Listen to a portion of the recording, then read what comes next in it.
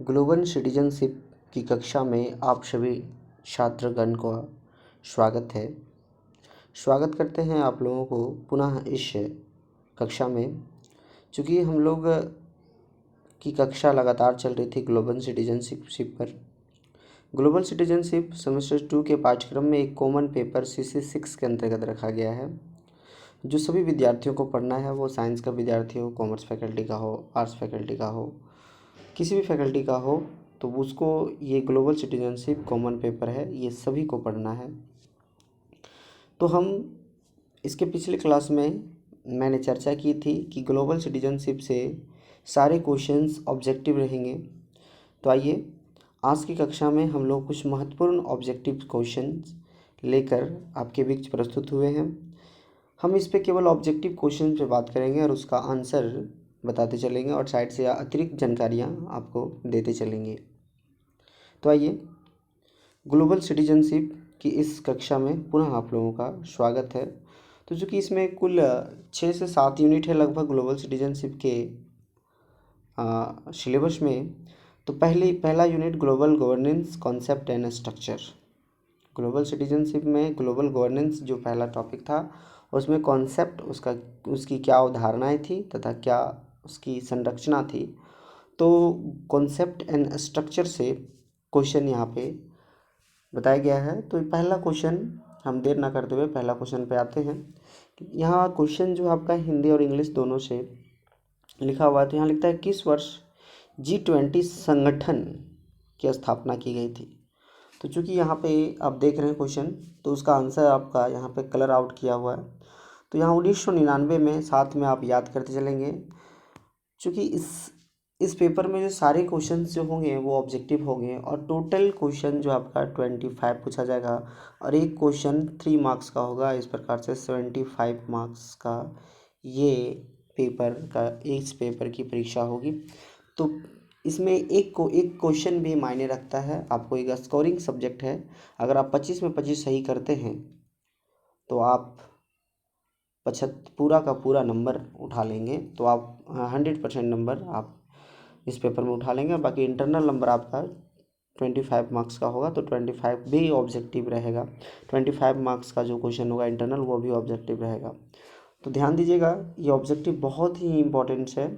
तो चलिए, इम्पोर्टेंट है तो अब इस पर हम बात करते हैं। तो पहला क्वेश्चन है किस वर्ष G20 संगठन की स्थापना की गई थी। तो वह उसका आंसर है 1999। फिर दूसरा क्वेश्चन है कि G7 की स्थापना कब हुई थी। ये संस्थाएं हैं, ये संगठन है, ये ऑर्गेनाइजेशन है और इसकी स्थापना जो है G20 और G7 इन सभी से लगातार प्रश्न जो है वो आता रहता है। तो G7 की स्थापना कब हुई थी। G7 की स्थापना 1975 में हुई थी और G20 की स्थापना 1999 में हुई थी। नेक्स्ट प्रश्न की ओर हम लोग बढ़ते हैं। तो तीसरा प्रश्न है कि कौन सा देश SCO शिखर सम्मेलन और G20 शिखर सम्मेलन की मेज़बानी कर रहा है। तो इसका आंसर है आपका भारत। इसका आंसर क्या है आपका भारत, जो ऑप्शन नंबर 4 में दिया हुआ है। तो कुछ इसमें से आपका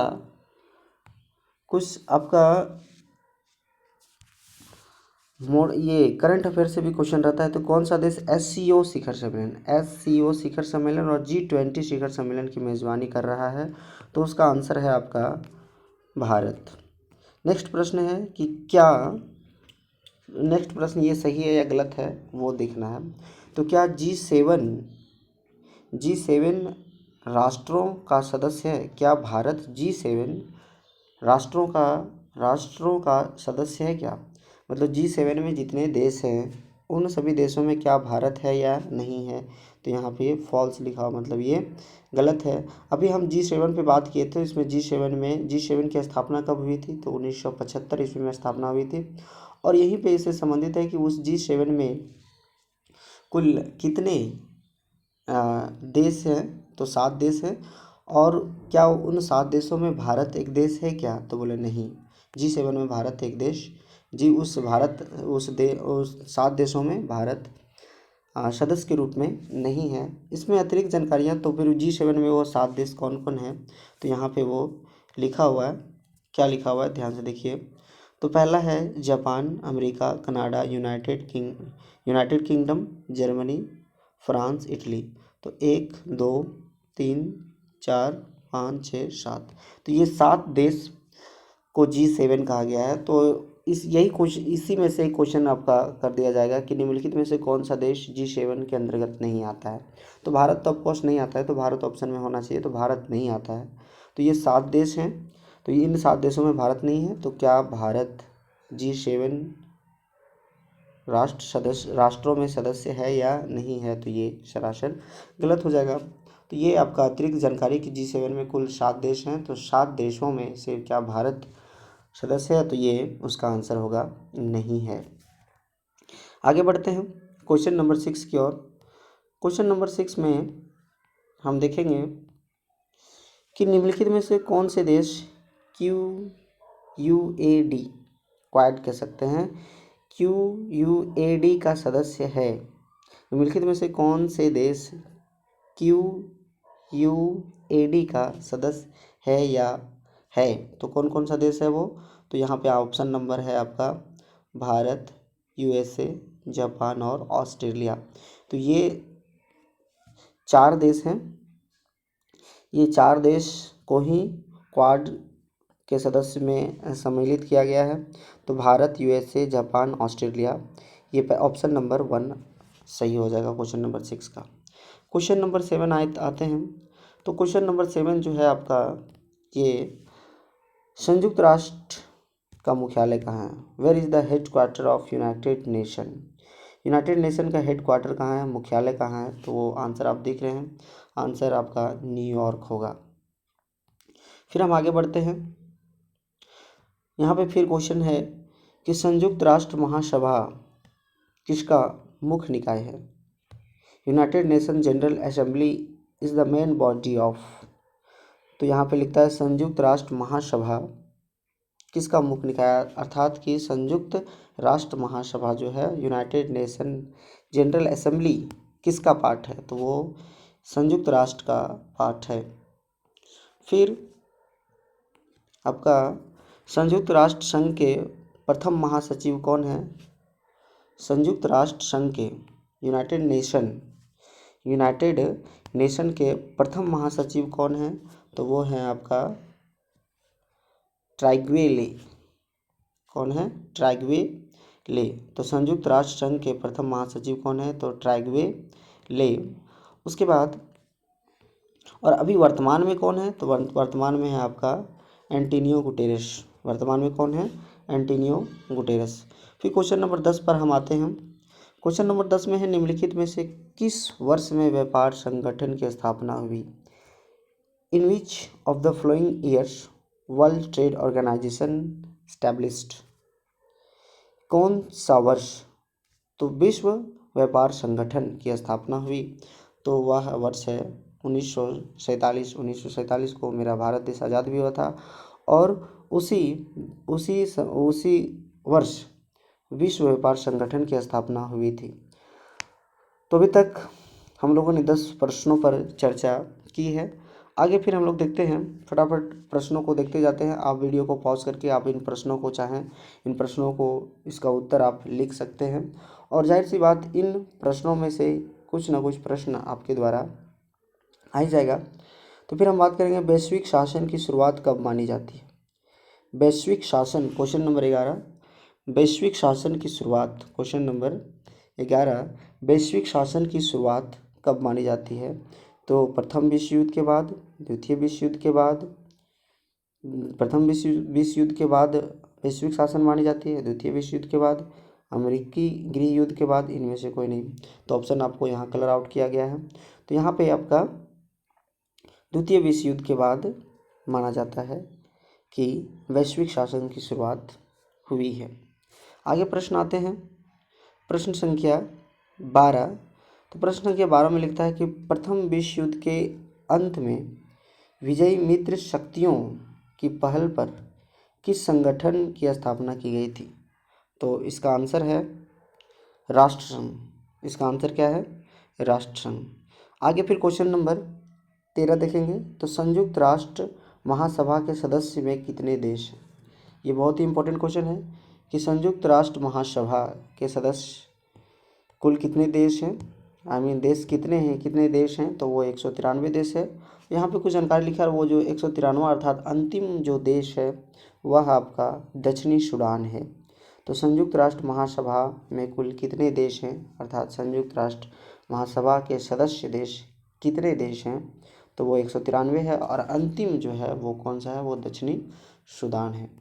आगे फिर बढ़ते हैं। क्वेश्चन नंबर 14, विश्व व्यापार संगठन का मुख्यालय कहाँ है? विश्व व्यापार संगठन का मुख्यालय कहाँ है, तो वो आपका जेनेवा, स्विट्जरलैंड। विश्व व्यापार संगठन की स्थापना, तो विश्व व्यापार संगठन के मुख्यालय तो जेनेवा में है, लेकिन इसकी स्थापना 1947 को हुई थी। अभी हम लोग कुछ देर पहले चर्चा किए थे। आगे फिर हम बढ़ते हैं क्वेश्चन नंबर 15 की ओर। क्वेश्चन नंबर 15 में लिखता है, वैश्विक शासन का मुख्य उद्देश्य क्या है?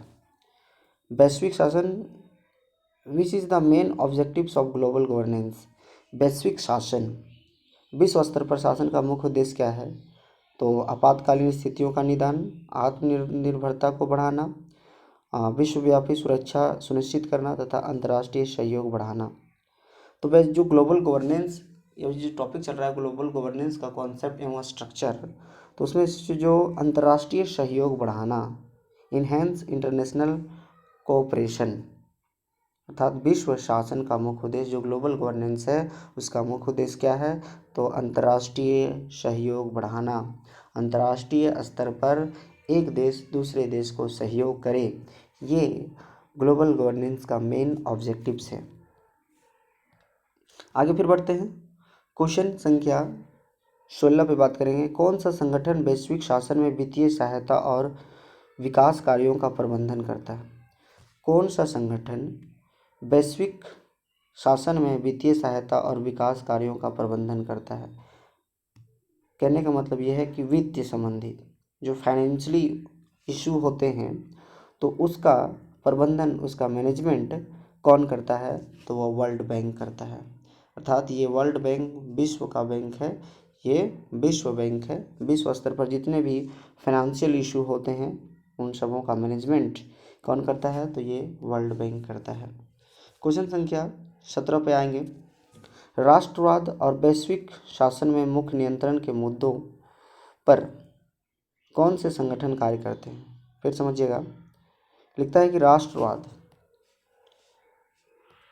क्या लिखा हुआ है यहाँ पे, राष्ट्रवाद और वैश्विक शासन में मुख्य नियंत्रण के मुद्दों पर कौन सा संगठन कार्य करता है, तो वह है UN सिक्योरिटी काउंसिल, संयुक्त राष्ट्र सुरक्षा परिषद। अर्थात जो राष्ट्रवाद तथा वैश्विक शासन में मुख्य नियंत्रण मुद्दों पर कौन सा संस्था काम करता है, तो वह UN United nation security council, संयुक्त राष्ट्र सुरक्षा परिषद। आगे फिर बढ़ते हैं। तो आगे वैश्विक शासन का सटीक अर्थ या परिभाषा क्या है? ये बहुत ही इंपॉर्टेंट क्वेश्चन है। तो वैश्विक शासन जो ग्लोबल गवर्नेंस, उसका एग्जैक्ट मीनिंग और एग्जैक्ट डेफिनेशन क्या है, तो लिखता है उन संस्थाओं को संदर्भित करना जो अंतर्राष्ट्रीय अभिनेताओं के व्यवहार का समन्वय करती है, सहयोग की सुविधा देती है, विवादों को हल करती है और सामूहिक कार्रवाई की समस्या को कम करती है। कहने का मतलब कि वैश्विक शासन का एग्जैक्ट मीनिंग क्या होगा, वैश्विक शासन का एग्जैक्ट मीनिंग क्या होगा, तो हम देखेंगे कि यहाँ पे लिखता है उन संस्थाओं को संदर्भित करना जो अंतर्राष्ट्रीय अभिनेताओं के व्यवहार का समन्वित करता है। जो भी विश्व स्तर पर जो संस्थाएं हैं उन संस्थाओं से संबंधित जो अंतर्राष्ट्रीय अभिनेताओं के व्यवहार का समन्वय करती है, सहयोग की सुविधा देती है, विवादों को हल करती है और सामूहिक कार्रवाई की समस्या को कम करती है। तो वैश्विक शासन का यह एक सटीक परिभाषा है। और तो ये हो गया प्रश्न संख्या 18। अब इसको लिखते चलेंगे तो ओवरऑल आपका एक नोट्स बन जाएगा। वीडियो पॉज कर करके आप लिखते चलेंगे। चूँकि ऑब्जेक्टिव क्वेश्चन है इस पर हम केवल प्रश्न को डील कर रहे हैं। तो चलिए फिर हम क्वेश्चन संख्या 19 पर आते हैं। प्रश्न संख्या 19 क्या लिखता है, how many countries has the permanent member in UN security council अर्थात संयुक्त राष्ट्र सुरक्षा परिषद में कितने देश की अस्थायी सदस्यता है? किस यूनाइटेड नेशन में कुल देशों की संख्या 193 है और उनमें जो 5 ऐसे देश हैं जिनको अस्थायी सदस्यता परमानेंट मेंबर के रूप में मिला है, तो वो कितने हैं? 5 ऐसे देश हैं। और वो 5 देश कौन कौन है? यूके, यूएसए, रशिया, फ्रांस और चाइना। तो चीन, फ्रांस, रूस, यूएसए और यूके, ये 5 देश हैं जो यूएनओ के अर्थात यूएन के यूनाइटेड नेशन के अस्थायी सदस्य हैं। अब इसको लिखते चलेंगे, ये बहुत ही फैक्ट है और ये बहुत ही इम्पोर्टेंट है। फिर आगे प्रश्न संख्या 20 पे बात करेंगे। लिखता है वैश्विक शासन में निम्नलिखित में से कौन से मुद्दे शामिल हैं? तो जाहिर सी बात है, चिकित्सा के स्तर के मुद्दे, सैन्य स्तर के मुद्दे, जलवायु स्तर के मुद्दे, ये वैश्विक स्तर पर है। तो ये ऑल, इसका आंसर क्या लगाएंगे आप? ये सभी। फिर हम बात करेंगे प्रश्न संख्या 22।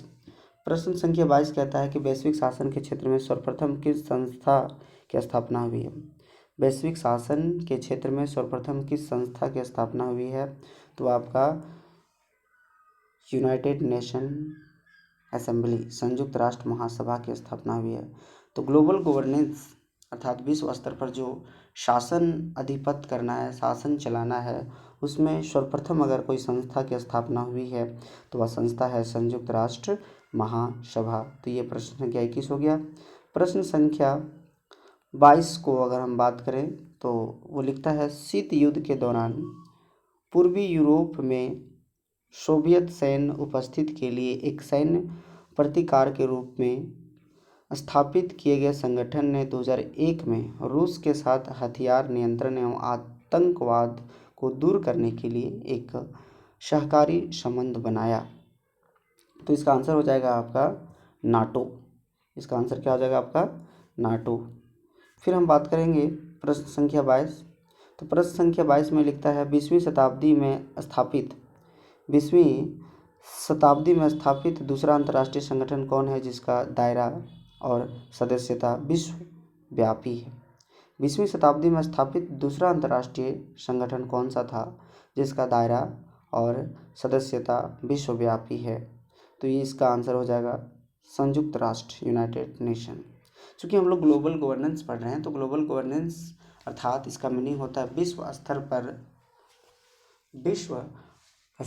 स्तर पर शासन को अधिपत्य करना, एक नियम बनाना ताकि उस नियम के अधीन पूरा विश्व को एकत्रित किया जा सके, पूरा विश्व को एक दूसरे पर नियंत्रित रखा जा सके ताकि कोई किसी प्रकार का कोई अजीब तरह का कोई निर्णय ना ले, कोई गलत निर्णय ना ले जिससे पूरे विश्व को भुगतना पड़े।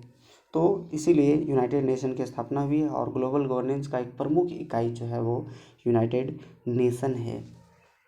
तो प्रश्न संख्या बात करेंगे प्रश्न संख्या 24 पर। तो वहाँ लिखता है निम्नलिखित में से कौन सा वैश्विक स्तर का मुद्दा? वैश्विक स्तर का मुद्दा मतलब वह कौन सा मुद्दा, वह कौन सी परेशानियां हैं जो पूरे विश्व स्तर पर है? तो पहला ऑप्शन दिया ओजोन परत का क्षरण होना, दूसरा ऑप्शन है जलवायु परिवर्तन, तीसरा ग्लोबल वार्मिंग। ये ऐसा नहीं कि केवल भारत में, ये पूरे विश्व स्तर पर है। तो विश्व स्तर पर तो इसका आंसर क्या हो जाएगा? इनमें से सभी, और ये ऑप्शन डी सही होगा। फिर हम बात करेंगे विश्व स्वास्थ्य संगठन की स्थापना कब हुई थी? विश्व स्वास्थ्य संगठन की स्थापना कब हुई थी? When was World Health Organization was established? तो इसकी स्थापना हुई थी, ये ऑब्जेक्टिव क्वेश्चन है, ये केवल फैक्ट है, आप इसको याद करते चलेंगे।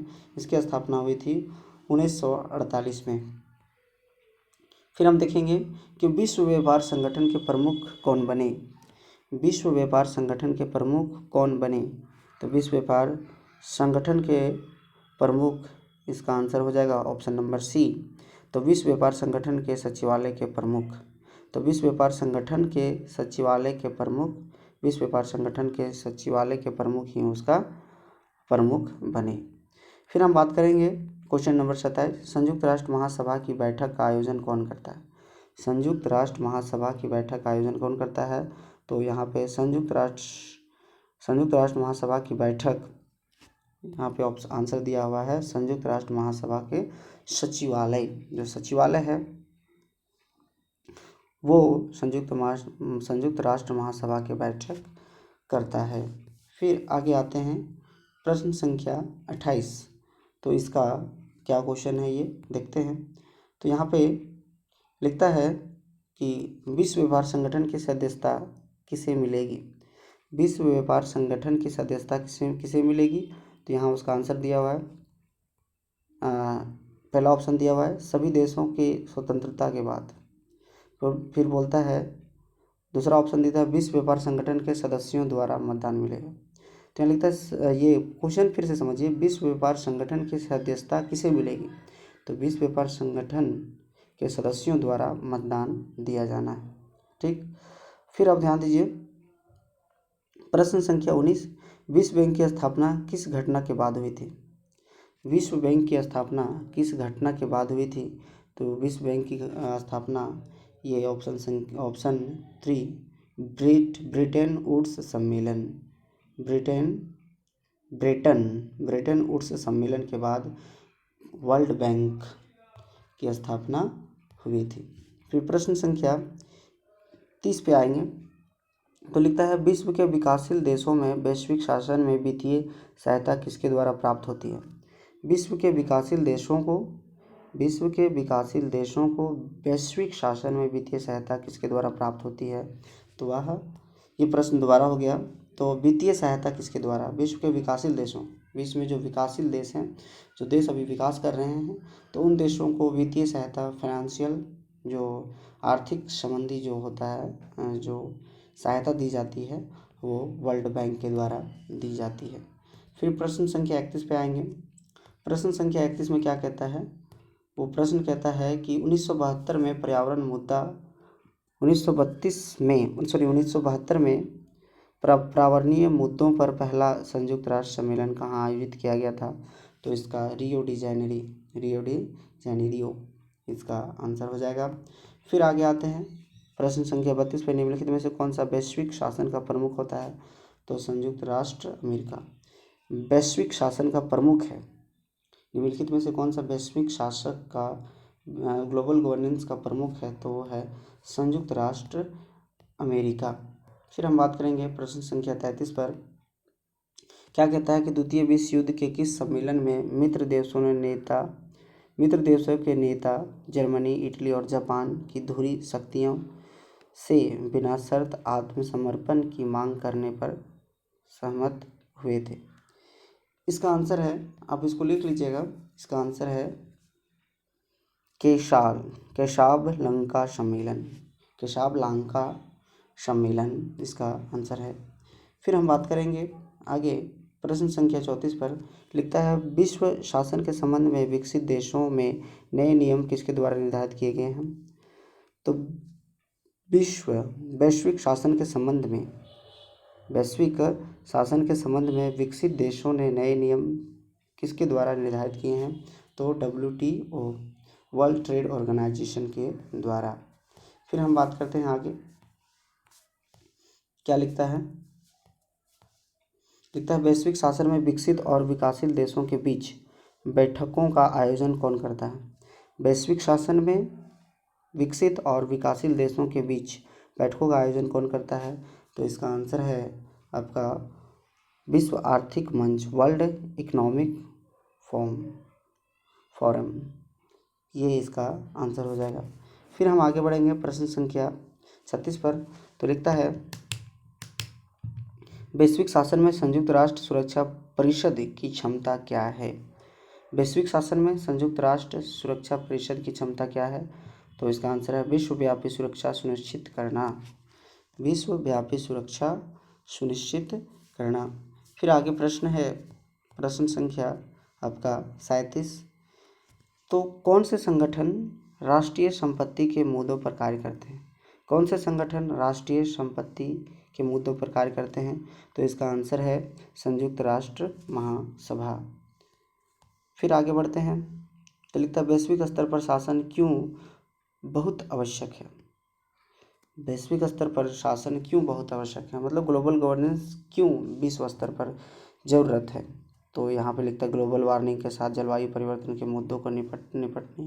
जाहिर सी बात कि ग्लोबल गवर्नेंस विश्व स्तर पर जो वैश्विक शासन होता है, विश्व स्तर पर एक नियम होनी चाहिए, ताकि उस नियम के अंतर्गत ही सारे देश को चलना चाहिए, उस नियम के दायरे ही कोई भी कदम को उठाना चाहिए। तो आखिर विश्व स्तर पर जो परेशानियां हैं, उन परेशानियों से बचने के लिए ही ग्लोबल गवर्नेंस की आवश्यकता पड़ी है। तो देखते हैं इसका ऑप्शन क्या क्या दिया हुआ है।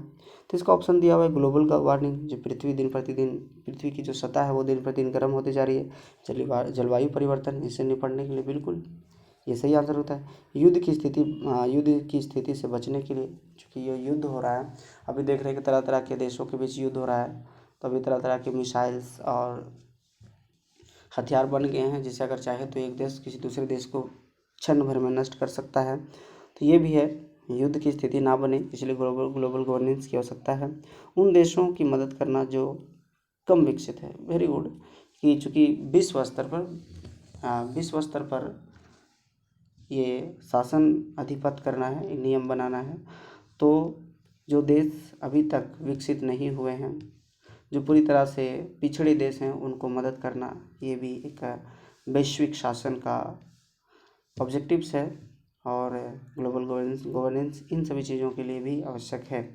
तो इसलिए इसका आंसर A, B, C तीनों सही होगा, और इसका ऑप्शन आप लगाएंगे ऑप्शन नंबर D। फिर हम बात करेंगे,